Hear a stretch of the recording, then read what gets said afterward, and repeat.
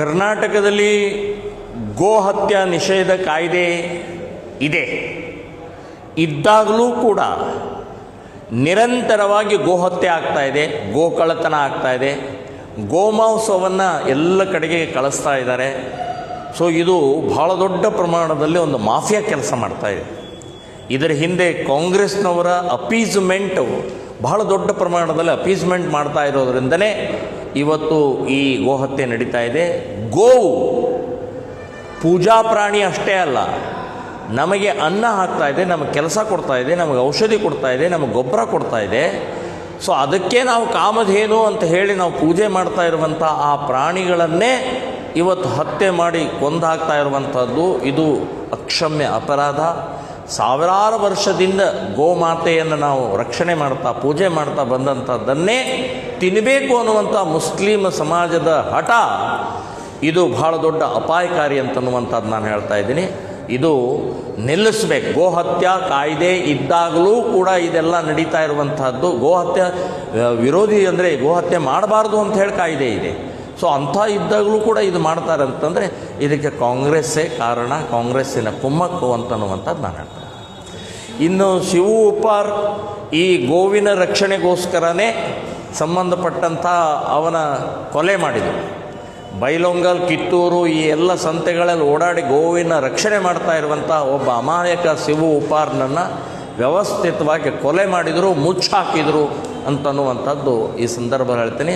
ಅದನ್ನು ರೀಓಪನ್ ಮಾಡಿ ಆ ಶಿವು ಉಪ್ಪಾರನಿಗೆ ನ್ಯಾಯ ಕೊಡಿಸ್ಬೇಕು, ಯಾರು ಕೊಂದಿದ್ದಾರೋ ಅವ್ರಿಗೆ ಶಿಕ್ಷೆ ಆಗಬೇಕು ಅಂತನ್ನುವಂಥದ್ದು ನಾನು ಹೇಳ್ತೀನಿ. ಸರ್, ಇನ್ನೊಬ್ಬ ಸಂತೋಷ್ ನಾಯ್ಕ್ ಅಂತ ಕಿರಣವಾಡಿ ಅವನು ಸಸ್ಪಿಷಿಯಸ್ ವೇ ಸತ್ತಿದ್ದಾನೆ, ಅದು ಏನು ಪ್ರಕರಣ?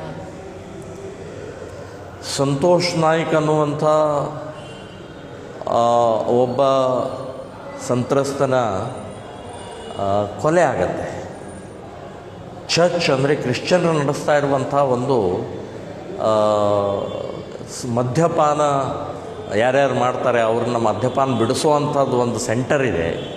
ಆ ಸೆಂಟರ್ನಲ್ಲಿ ಅವನ ತಾಯಿ ಅವನಿಗೆ ಅಲ್ಲಿ ಸೇರಿಸ್ತಾರೆ. ಆದರೆ ಒಂದು ಶೌಚಾಲಯದಲ್ಲಿ ಅವನು ಹ್ಯಾಂಗ್ ಮಾಡ್ಕೊಂಡ್ರೆ, ಶೌಚಾಲಯದಲ್ಲಿ ಕಿಟಕಿಯಲ್ಲಿ ಹ್ಯಾಂಗ್ ಮಾಡ್ಕೊಳ್ಳೋಕೆ ಸಾಧ್ಯನೇ ಇಲ್ಲ. ನಾನು ಹೋಗಿ ಬಂದಿದ್ದೀನಿ, ಆ ಸ್ಪಾಟಿಗೆ ಹೋಗಿ ಬಂದಿದ್ದೀನಿ. ಅಲ್ಲಿ ಎಲ್ಲ ನೋಡಿದಾಗ ಭಾಳ ಸ್ಪಷ್ಟವಾಗಿ ಗೊತ್ತಾಗತ್ತೆ ಅವನನ್ನು ಕೊಲೆ ಮಾಡಿದ್ದಾರೆ ಅಂತನ್ನುವಂಥದ್ದು ಗೊತ್ತಾಗತ್ತೆ. ಸೊ ಈಗ ಅದನ್ನು ಕೇಸ್ ನಡೀತಾ ಇದೆ. ಅದನ್ನು ಸರಿಯಾದ ತನಿಖೆ ಮಾಡಿ ಅವನಿಗೆ ಶಿಕ್ಷೆ ಆಗಬೇಕು. ಯಾರು ಕೊಲೆ ಮಾಡಿದಾರೋ ಅವ್ರು ಶಿಕ್ಷೆ ಆಗಬೇಕು ಅಂತನ್ನುವಂಥದ್ದು ಹೇಳ್ತದೆ. ಬೆಳಗಾವಿಯಲ್ಲಿ ಲವ್ ಜಿಹಾದ್ ಎಲ್ಲ ಕಡೆ ಆಗ್ತಾ ಇದೆ ಅಂತ ಈಗ ನ್ಯೂಸ್ ಬರ್ತಾ ಇದೆ, ಅದ್ರ ಬಗ್ಗೆ ವಾಟ್ ಈಸ್ ಯುವರ್ ಪಾಯಿಂಟ್? ನೋಡಿ, ಲವ್ ಜಿಹಾದ್ ಇದು ಭಾಳ ವರ್ಷದಿಂದ ನಿರಂತರವಾಗಿ ನಡೀತಾ ಇರುವಂಥ ಪ್ರಕ್ರಿಯೆ. ಮುಸ್ಲಿಮ್ ತಮ್ಮ ಜನಸಂಖ್ಯೆಯನ್ನು ಜಾಸ್ತಿ ಮಾಡ್ಕೊಳ್ಳೋಕ್ಕೆ ಬೇರೆ ಬೇರೆ ಬೇರೆ ಬೇರೆ ತಂತ್ರಗಳಲ್ಲಿ ಲವ್ ಜಿಹಾದ್ ಕೂಡ ಒಂದು. ಸೊ ಲವ್ ಜಿಹಾದ್ ಇಡೀ ಕರ್ನಾಟಕ ಅಲ್ಲ, ಇಡೀ ದೇಶದಲ್ಲಿ, ಇಡೀ ಜಗತ್ತಿನಲ್ಲಿ ನಡೀತಾ ಇದೆ.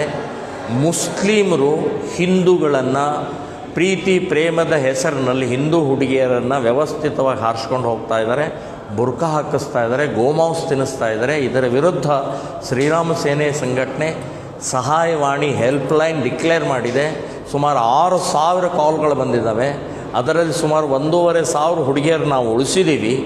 ಸೊ ನಿರಂತರ ಹೋರಾಟ, ನಿರಂತರ ಜಾಗೃತಿ, ಪಾಲಕರು ಪೋಷಕರು ಇದನ್ನು ಎಚ್ಚರಿಕೆಯಿಂದ ಇರಬೇಕು ತಮ್ಮ ಮಕ್ಕಳ ಬಗ್ಗೆ ಅಂತನ್ನುವಂಥದ್ದು ಈ ಸಂದರ್ಭದಲ್ಲಿ ಹೇಳ್ತಾರೆ.